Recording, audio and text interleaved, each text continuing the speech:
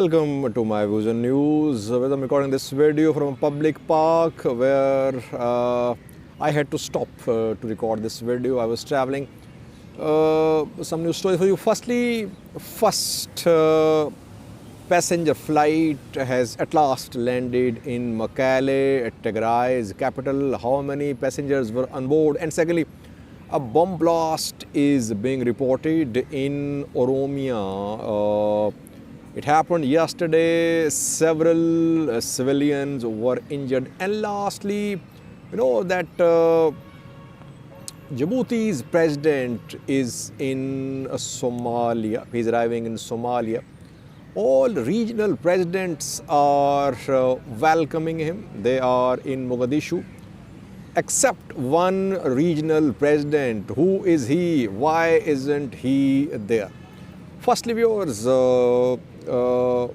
Mekelle, Ethiopian Airlines' first flight in months has landed in Mekelle, Tigray's capital. Passenger flight with 138 passengers on board. On daily basis, the flight operation will continue, but just one flight a day. Everything went well so far. Only question is, will Ethiopian government decrease air ticket price or not? Because price has gone up by around 100% and no bookings available till the 15th of January this next month. And no subsidy as well. When hundreds want to reach out, they want to reach the people of Tigray. So far, no special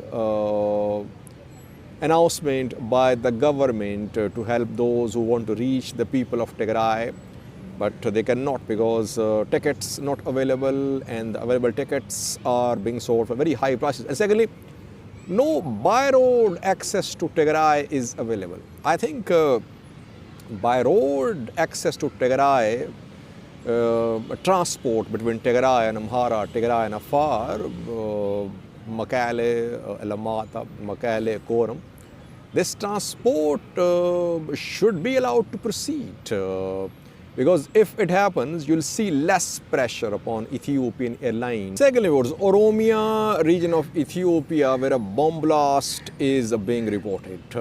It happened yesterday inside a bar.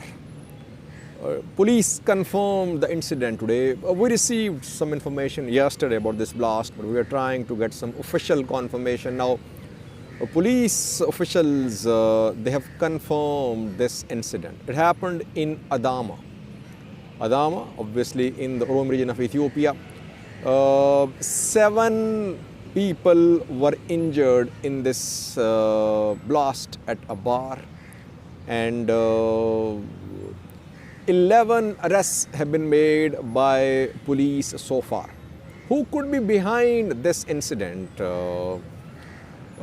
And what is the name of this place where this incident happened? Hattrick Jumbo House is the name of this bar. Police has not shared details of the arrests. Who are the people arrested? Are they from some groups?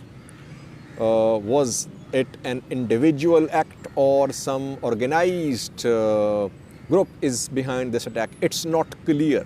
Police is confirming the incident. Could there be some extremist group which tried to target the people at the bar? It's not clear, but bomb blast is being reported in Adama. Oromia remained largely peaceful during last year's and this year's conflict in northern Ethiopia. But now Oromia is the place which will be under focus for the government because TPLF surrendering weapons, Fano under crackdown. Fano's most factions have been disarmed. But in Oromia, still armed factions are operating and they could not be disarmed. They could not be neutralized. They're still there. So coming days are crucial for these groups in Oromia. Can government disarm, neutralize these groups in Oromia, overlay others? That remains to be seen. There are issues in Oromia, more issues in Oromia than in Tigray or Amhara now.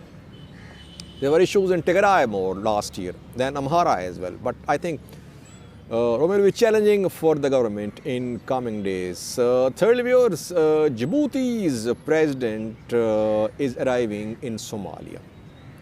He has arrived, I think, Ismail Omar. To welcome him, almost all regional presidents have arrived in Mogadishu, except one region's president.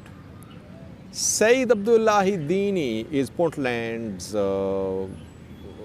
president, regional president. He is not in Mogadishu. Other, like Jubaland president is there, others there. Dini is not there. We know that Dini contested this year's presidential election. Dini, Hassan Sheikh, Farmajo, others. But Dini could not succeed. Hassan Sheikh won the election. And Dini is candidate for the next presidential election too, reportedly. Obviously, regional election too. And I think he is not happy with growing Djibouti's influence in Somalia. Well, we know that Ismail Omar now has ties with tribes, with businessmen in Somalia, with ruling elite in Somalia. As I said in a previous video that his daughter married a member of an influential tribe last month rather, and her wedding ceremony was attended by top government officials from Somalia and Somaliland. So Ismail Omar has now influence in Somalia. He backs Hassan Sheikh's government. When Farmajo was in power, Somalia-Djibouti relations were not very friendly. But a new era began after Hassan Sheikh took office. Dini seems to be uncomfortable with this growing cooperation between Hassan Sheikh and Ismail Omar. Maybe that is why he is not in Mogadishu to welcome Ismail Omar, Djibouti's president. Thanks for watching.